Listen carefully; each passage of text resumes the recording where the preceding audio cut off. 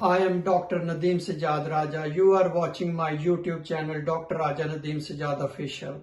This is the first video on life-threatening infections in children. So today we are going to talk about acute epiglottitis. So what exactly is epiglottis? So it is a leaf-shaped flap in throat which prevents food entry into lungs. It opens during breathing and closes during swallowing. So it is a life-threatening condition which occurs when the epiglottis, a small cartilage lid that covers the windpipe, it swells. So we can see it has a swollen and then it blocks the windpipe. So there are a number of factors which can cause the epiglottis to swell. For example, burn from hot liquids, direct injury to the throat, and various infections. So let's talk about the causes of infectious causes of acute epiglottitis.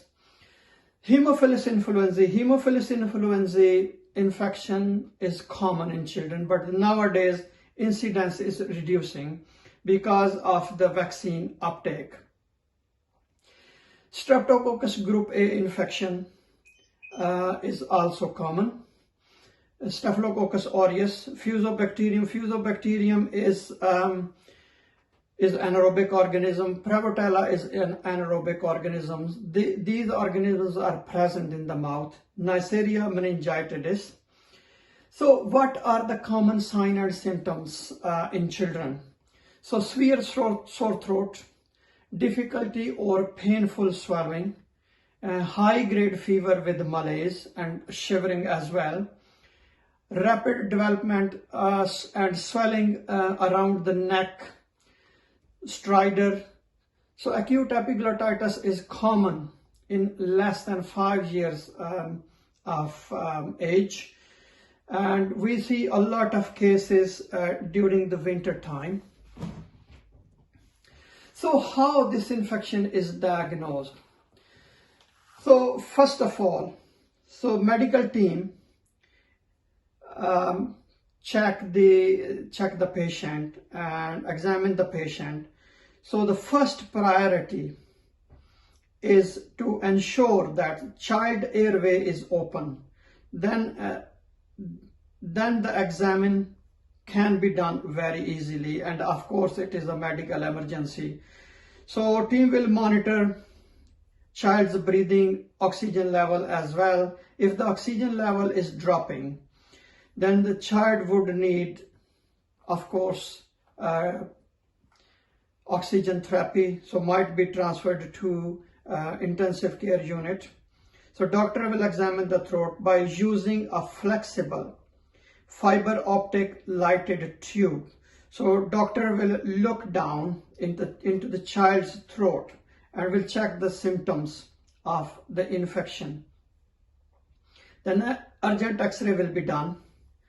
So because of the danger of sudden breathing problems, so that is the main reason that X-ray will be done to make sure that everything is okay.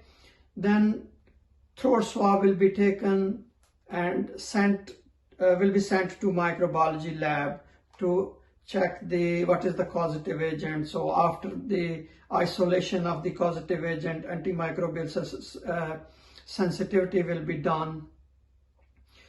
So blood samples will be taken to check